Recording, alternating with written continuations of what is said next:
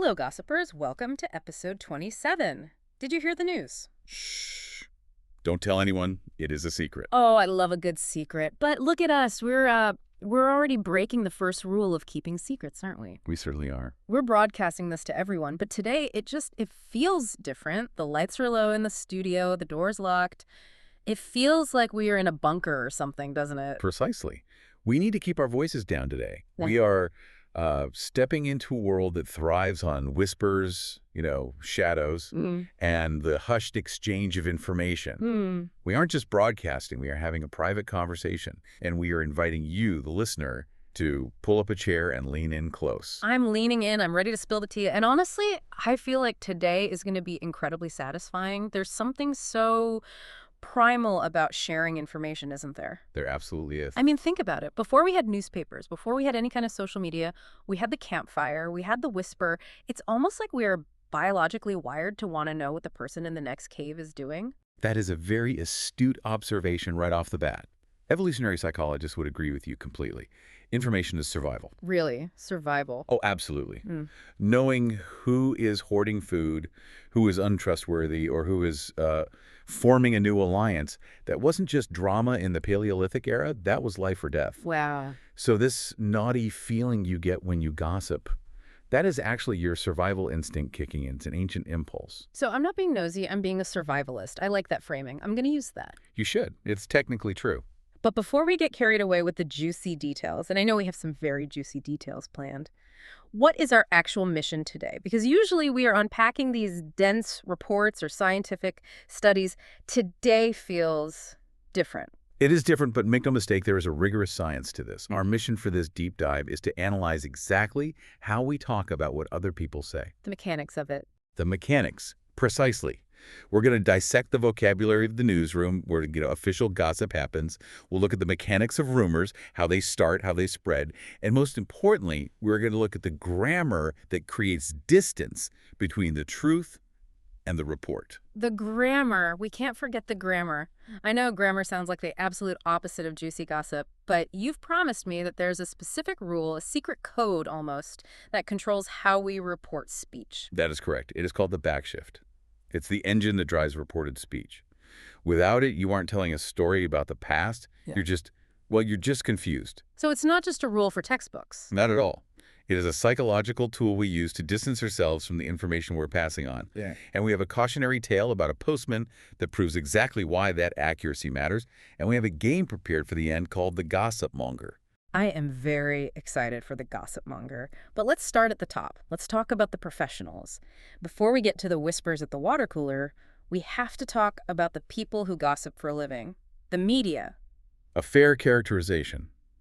The newsroom is essentially the world's largest gossip mill, but it's all codified with very specific language to make it sound authoritative. Right. It wraps the raw, chaotic information of the world in a suit and tie. It's the difference between "Did you hear what happened?" and "We interrupt this program." Let's unpack that phrase. We interrupt this program for a special report. It creates such a physical reaction, doesn't it? My heart rate actually goes up when I hear that specific tone of voice or that breaking news sound effect. It does. That is the vocabulary of urgency. When you hear breaking news or "we interrupt this program," it signals a rupture in the normal flow of time. A rupture. I like that. It implies that what is happening now is more important than whatever you were doing before. It commands attention. It overrides the mundane. It's the ultimate listen to me tactic. And in that whole ecosystem, you have two main players, right? You have the anchor and the journalist. And I feel like the psychological role they play is very specific. Oh, very. I always picture the anchor as the calm one, the one with the perfect hair sitting behind that massive desk. They're like the stable center of the universe. The anchor is the foundation. That is why they are called an anchor. They hold the ship steady in the storm of information. I never even made that connection. An anchor. Historically, you think of figures like Walter Cronkite. They sit in the studio, which is a controlled, sterile environment. They are the voice of authority. They are the parent figure in the dynamic, telling you this is the state of the world and it is under control. Right, they're the safe space. They're telling you the story from the safety of the bunker. But then you cut to the journalist, and the journalist is usually miserable. Almost always. They're out in the rain, or standing in a hurricane, or shouting over a crowd. They look stressed, Exactly. The journalist is in the field. They are the hunter-gatherers of information. They're the ones gathering the raw material. And when they connect, when the anchor says, we go now live to our correspondent, that word live is just crucial. Live, yeah. It promises immediacy. It says, you are seeing this as it happens. It's the thrill of real-time information. It removes the filter, or at least it creates the illusion of removing the filter. Which is funny because most of the time live just means a reporter standing in front of a dark building waiting for something to happen. It's often live from the place where something happened 3 hours ago. Exactly. But it sells. It makes us feel connected. It's like we're there. Yeah. Now let's talk about the thing that actually makes us click or pick up the paper in the first place. The headline. The art of the headline. It is fascinating. It's a very specific type of writing, almost its own dialect of English. It really is. It doesn't follow normal rules. Not at all. It has to be short, dramatic, and it often ignores traditional grammar rules, dropping articles like a and the to save space and decrease punch. But its main job is to grab you by the collar. There is that classic example from journalism school, right? Man bites dog. Yes, the quintessential headline. The perfect example of what news is supposed to be. Okay, let's really unpack this for a second. Why is man bites dog a headline, but dog bites man isn't? I mean, getting bitten by a dog is terrible, but it's not news. It's terrible for the victim, certainly. Yeah. But it isn't news because it is expected. It's within the normal range of unfortunate events. It's predictable. It's predictable. News, by definition, requires a deviation from the norm. Dogs biting men happens every day. It is common. It's the natural order of things, unfortunately. But a man biting a dog, that is unexpected. That is absurd. That is a story. So news is essentially just a collection of things that shouldn't have happened. It's a catalog of anomalies. In many ways, yes. And this ties back to what we said about evolutionary psychology. Our brains are designed to filter out the background noise, the dog bites man stuff, and focus intensely on the anomaly, because the anomaly might be a threat, or it might be an opportunity. Right, the rustle in the grass that might be a predator. Exactly that. Yeah. The headline writers know this. They are hacking our cognitive bias for the unusual. They're exploiting that ancient part of our brain that's constantly scanning the horizon for danger. That makes so much sense. We ignore the thousands of cars driving safely on the highway. We look at the one crash on the side of the road. But here's the problem. Because we're so attracted to the unexpected, we're also, incredibly vulnerable to fabrication. This brings us to fake news. Indeed. The dark side of the anomaly. The manufactured rustle in the grass. Because if I want your attention and I know you crave the weird and the shocking, I can just invent it. I don't need a real man or a real dog. I can just write the headline. Precisely. In the digital age, anyone can write a headline. Anyone can type "man bites dog" and publish it. The structure of news, the vocabulary, the urgency, the breaking news banners can all be mimicked. It puts on the costume. It puts on the costume of authority. Fake news works because it borrows the visual language of the anchor and the psychological urgency of the "man bites dog" headline, but without any of the verification of the journalist in the field. So the lesson here for all of us isn't just don't believe everything you read. It's to understand why you want to believe it. That's the deeper level. You want to believe it because it's exciting, it triggers that survival instinct we were talking about, and knowing that can help you pause and think, wait a minute, is this real or is it just designed to make me feel this way? Exactly. Verification is the difference between a journalist and a gossip. A journalist, in theory, checks if the man actually bit the dog. A gossip just enjoys the image of it. Speaking of gossip, let's leave the newsroom. Let's take off the blazers and the microphones. Let's go to the coffee shop or the break room. Let's get into the grapevine. The grapevine, a beautiful, beautiful idiom. I heard it on the grapevine. It conjures up such a specific image for me. I imagine a vine twisting and turning, connecting house to house, window to window. Where does that actually come from? It originated around the time of the American Civil War, actually. No way. I thought it was much older. No, it's tied to technology. The telegraph lines were being strung up, and they were often strung loosely from tree to tree, and they resembled, grapevines. Ah, okay. The telegraph was the way news traveled, but often the messages were garbled, or rumors would travel along the lines faster than official reports. So hearing it on the grapevine came to mean getting information through unofficial, winding channels. That is fascinating. So it started as a tech term and became a social term. It implies this long, tangled chain of communication. Information travels from person A to person B to person C, twisting and turning along the way. And it's informal, it's unofficial, and it is incredibly fast. Faster than the news. Faster than the news sometimes.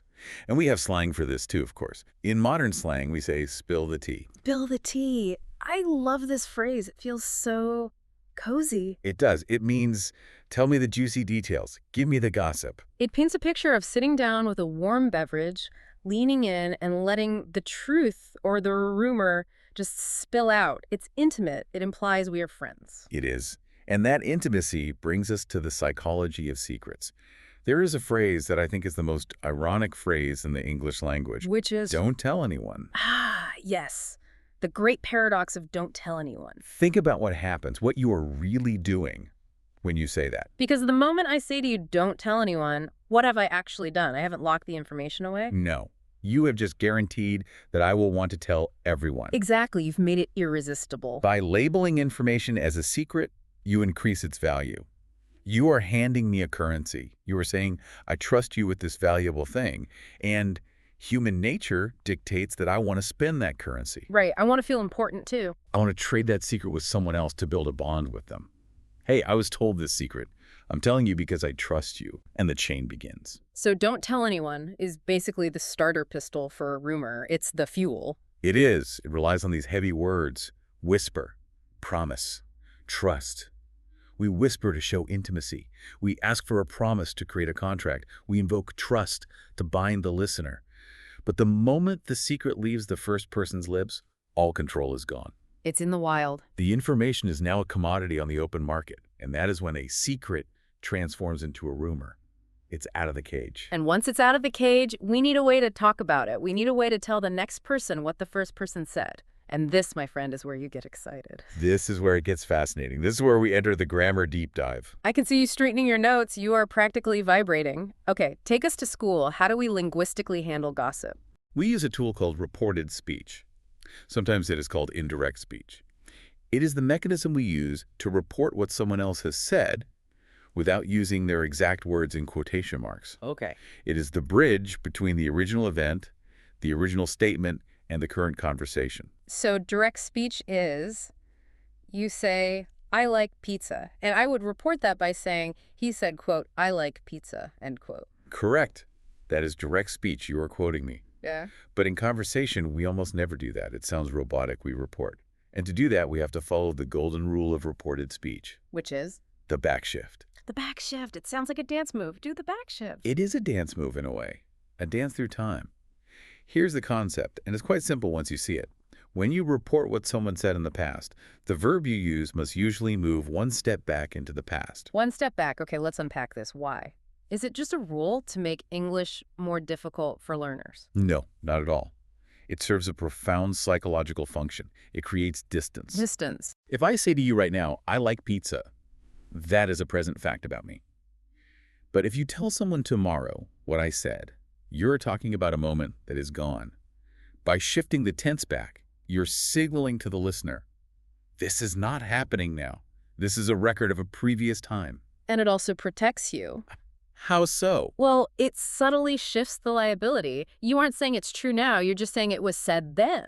Precisely. It's a disclaimer. It's a way of saying, don't shoot the messenger. This is what I was told. So, I like becomes he liked. He said that he liked pizza. Exactly. Let's break down the main tense shifts. This is crucial for anyone listening who wants to master this. We will look at three main shifts. First, the present simple to the past simple. Okay, give me another example. Direct speech.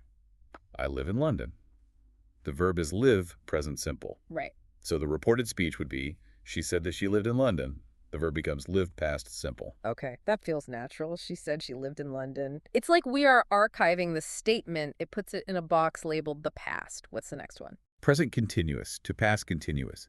This is for actions that were happening at the moment of speaking. Like, I am reading a book. Perfect. What? Direct speech. I am reading a book. The verb structure is am reading. So we have the backshift am. What is the past of am? Was. Exactly. So, reported speech.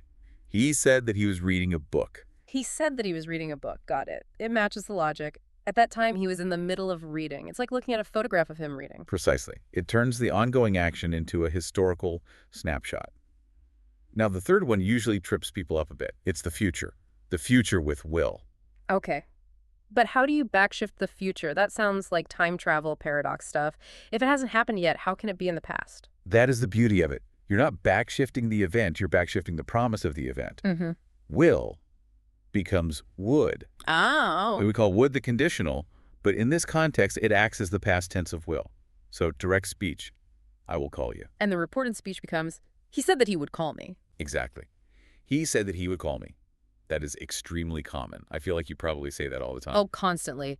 He said he would be late. She said she would help. They said they would send the email. Exactly. And think about the nuance there. He said he would call me. It implies a promise was made in the past regarding the future. It doesn't guarantee he did call, does it? Not at all. It just records the intention at that moment in time. It's the tense of broken promises, isn't it? He said he would fix the sink, but the sink is still broken. It captures the promise without confirming the outcome. Often, yes, you are using the backshift naturally. But to truly master this, we need to practice. We need to drill it into our brains. I love a good drill. Let's do it. But let's not just repeat it like robots. Let's think about the meaning as we do it. Agreed. We will do this slowly. This is a mandatory interactive segment. I want you at home to participate. I will give a direct quote. My co-host will give the reported version, and then we will repeat it so you can try, and we'll see how the meaning shifts. I'm ready. Hit me. Drill number 1, direct speech. I am tired. Okay, the verb is am. The backshift of am is was, so he said he was tired. Correct. Okay, listener, you try it. I am tired. The reported version is, he said he was tired. Again, he said he was tired. One more time. He said he was tired. Now, my question to you is, does he said he was tired mean he is tired right now? Not necessarily. He could have had a nap. He might be full of energy now. He was tired when he spoke. The information is locked in the past. Exactly. The validity is stuck in the past. Drill number 2, direct speech. I can swim. Now, can is the verb here. It's a modal verb. Ooh, can. Okay. The past of can is could. So she said she could swim. Perfect. Listener, your turn. I can swim. Mm-hmm. What's the reported version? She said she could swim. Again, she said she could swim. Once more, she said she could swim. She said she could swim. That sounds almost like a challenge, doesn't it? It has a different feeling, like she said she could, but I haven't seen it with my own eyes. That is the distancing effect in action. You are reporting her claim, not the objective fact. You see how powerful that little shift is? It really is. It adds a layer of skepticism. Drill number 3, the future, direct speech. I will buy it. Okay, will becomes would, so he said he would buy it. Excellent. Listener, try this one. I will buy it. Report it. He said he would buy it. Again, he said he would buy it last time. He said he would buy it. Okay, I think we've got it. The verb moves back in time. It's a logical system. But here is where it gets really interesting for me. Grammar is logical. Humans are not. That is a very, very accurate observation. Humans are messy, emotional creatures. We can follow the rules of grammar perfectly and still end up telling a complete lie, because when we report speech, we don't just shift the tense. Sometimes we shift the meaning. We exaggerate. We distort. We play the game of telephone. We do. And that brings us perfectly to our Storytime segment. I have brought a cautionary tale today. It is called The Village Rumor. I love story time. The lights are already low. Let's settle in. I want the full drama. All right, let's begin. This is a story about how a small, innocent fact can become a big, dangerous lie, simply through the act of retelling. It begins in a small, quiet village, a village where everyone knows everyone's business. The truth. The pure, uncorrupted fact. Exactly. Mrs. Higgins was looking out her window. She saw the postman, Mr. Abernathy, walking down the street. As he walked, he reached into his bag and he accidentally dropped a single white letter onto the pavement. That is the fact, the whole fact. Right. Mrs. Higgins turned to her neighbor, Mrs. Smith, who was watering her flowers next door, and said, "The postman dropped a letter." Note the direct speech. Dropped a letter. Simple. Yeah. Factual, no drama yet, just an observation, nothing to see here. Step 2, the distortion. Mrs. Smith listened, but Mrs. Smith thought, dropped a letter, that's boring, that's not news. Mrs. Smith wanted to be interesting. She wanted to have some currency. So when Mrs. Smith went home and told her husband, she added a little spice. She changed the object. She said, "Mrs. Higgins said the postman had dropped a bag of money." Whoa, wait a minute. A letter became a bag of money. That is a huge jump. That is not a backshift. That is a complete fabrication. It is. But notice the grammar. Mrs. Higgins said, She is reporting it using the correct structure. She's hiding her lie behind the veil of reported speech, but she changed the noun. The letter is gone. Now it is money. And money implies so much more. It implies intrigue, maybe even crime. Precisely, which leads to step 3, the escalation. The husband heard this. A bag of money. That sounds suspicious. Why does a postman have a bag of money? Is it his salary? Is it a bribe? The husband's imagination ran wild. So the husband went to the baker to buy some bread. He leaned over the counter and whispered to the baker. The neighbor said the postman stole a bag of money. Oh no, now it's a crime. Dropped, became stole. The verb itself changed. The verb changed. The intention changed completely. It is no longer an accident. It is a theft. The character of the poor postman is now under attack. It's not what he did, but who he is. This is awful. It's like watching a car crash in slow motion. Step 4. The criminalization. The baker was shocked, a thief in the village. He felt it was his duty, his civic duty, to inform the authorities. He didn't check the facts. Why would he? He trusted the chain of reported speech. So the baker ran to the police station. He burst in out of breath and shouted, "I heard the postman was a bank robber." A bank robber? Yeah. From dropping a single letter to robbing a bank in 4 steps. That is the exponential growth of a lie. It's terrifying. Exactly. And here's the climax. The police, believing they had a major criminal on their hands, rushed out, sirens blaring. They found the poor postman, Mr. Abernathy, delivering his mail, whistling a happy tune. They tackled him. They arrested him. They put him in handcuffs in front of the entire village. No. The postman was terrified. He cried out, "What's happening? I only dropped a letter." But it was too late. The whole village was watching. They whispered, "Look, it's the bank robber." The story had become the truth. That is tragic. It's actually heartbreaking. He can never get his reputation back from that. He can't. And the moral is crystal clear. Don't believe everything you hear. Each person in that chain used reported speech. They all said, he said, or she said. Grammatically, they were following the structure. But factually, they were creating a monster. It's exactly like the childhood game of telephone, but with real-world consequences. It shows that reported speech isn't a neutral recording device. It's a filter. And every time the story passes through a human filter, it picks up a little bit of that person's bias or their boredom or their fear. Precisely. And this doesn't just happen in small villages. This happens on a much larger scale. This happens in the tabloids. This happens every single day with celebrities. Oh, perfect transition. Yeah. Let's talk about the paparazzi. Because if the village gossip is bad, the professional industrialized gossip industry is brutal. Indeed. We discussed the formal newsroom earlier, but the world of celebrity culture is a different beast entirely. Here, the goal isn't information, it is sensation. And the grammar is weaponized. Let's role play this. I want to feel the anxiety of it. I'll be the photographer. I'm aggressive. I'm relentless. You be, I don't know, a famous movie star just trying to buy some groceries. You just want some almond milk. Okay, I will do my best to channel my inner movie star. I am wearing sunglasses, even though it's cloudy. I am tired. I just want my calcium. Okay, ready. I'm jumping out from behind a parked car. Click, click. Hey, over here. Is it true you're dating the Queen of England? Tell us. Look over here. Click, click. Did you steal the bag of money from the postman? Tell us. Is it true you hate puppies? The people want to know. Defensive, panic tone, shrinking away. No comment. Please, no comment. Just leave me alone, please. Sound rushing away. Okay, scene end. You were very convincing. You sounded genuinely panicked there. It was stressful. I felt my heart rate go up. But let's analyze that phrase I used, that classic defense, no comment. No comment. Yeah. It's the celebrity shield. But honestly, when I hear a celebrity say no comment, my first thought is that they are guilty. I think, if you didn't do it, why not just say no? That is the common interpretation, and the media counts on that. We think if they were innocent, they would deny it. But in the world of reported speech and media manipulation, no comment is often the only safe option. It is a strategic move against the backshift. What do you mean by that? How is it against the backshift? Think about the mechanics. If I star up and say, I am not dating the Queen, what is the headline the next day? It's, movie star denies dating Queen. The concept of dating the Queen is now linked to my name in print forever. The rumor is amplified by the denial itself. Right, and if you say something slightly ambiguous, like, oh, we are just friends, the report becomes, he said they were just friends, but sources close to him say, and they invent the rest. Exactly. Journalists, especially the predatory kind, can twist any words. Misquoting is a tool of the trade to sell papers. If you give them a verb, any verb at all, they can backshift it, contextualize it, and use it against you. So no comment is an attempt to starve the beast. It is an attempt to stop the chain of reported speech before it even starts. But it rarely works, does it? We just gossip about the no comment. We fill in the silence with our own verbs. We do. We're addicted to it. Our brains hate a vacuum. Speaking of addiction to gossip, I think it is time. We have learned the vocabulary, we have mastered the backshift, we have seen the dangers of the rumor mill with poor Mr. Abernathy. Now we must play the game. It is time for the Gossip Monger game.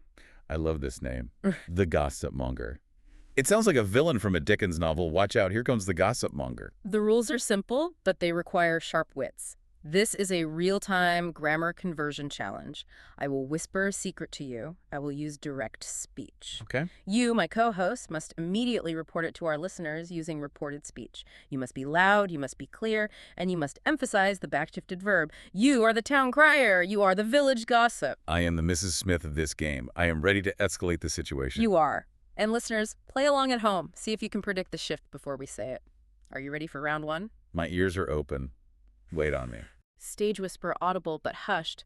I am secretly a superhero. Loudly. Scandalized. Did you hear that? Did you hear what he said? He said that he was secretly a superhero. Pause.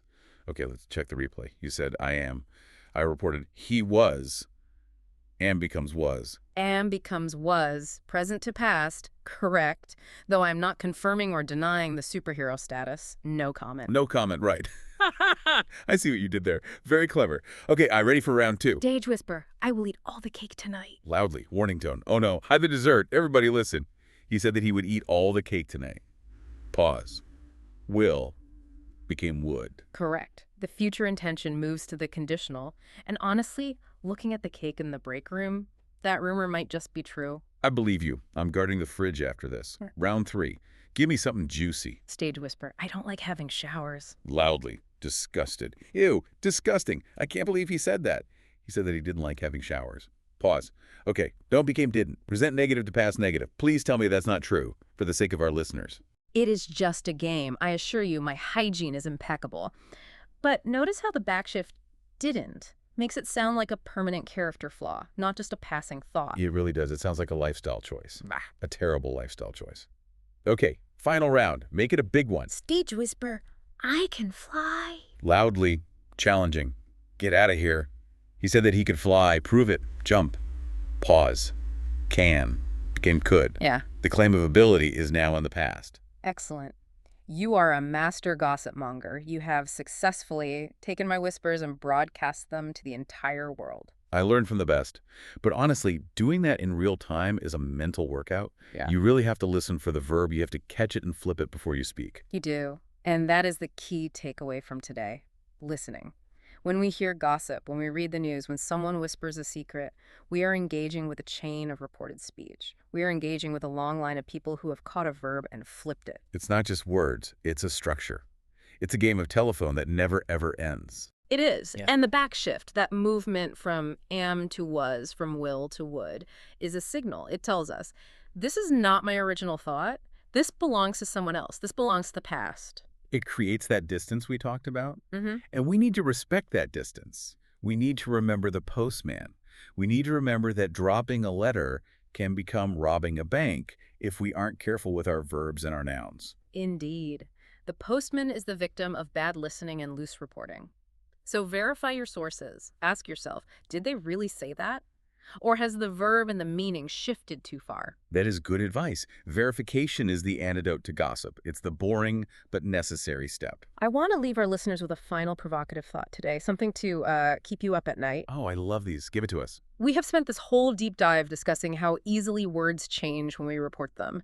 The backshift, the exaggeration, the telephone effect. Now think about history. Think about everything you know about the past. All of history is essentially reported speech. Caesar said this, Napoleon said that, Socrates argued this. We don't have recordings for most of it. We only have what someone said that someone said that someone said. A very long grapevine. An incredibly long one. So if we change the words, even slightly, every time we retell a story, can we ever truly know what anyone actually said in the past? Is all of human history just one giant epic game of telephone that has been going on for thousands of years? That makes my brain hurt. I'm going to be thinking about that all week. Are we just living in a world of he said, she said?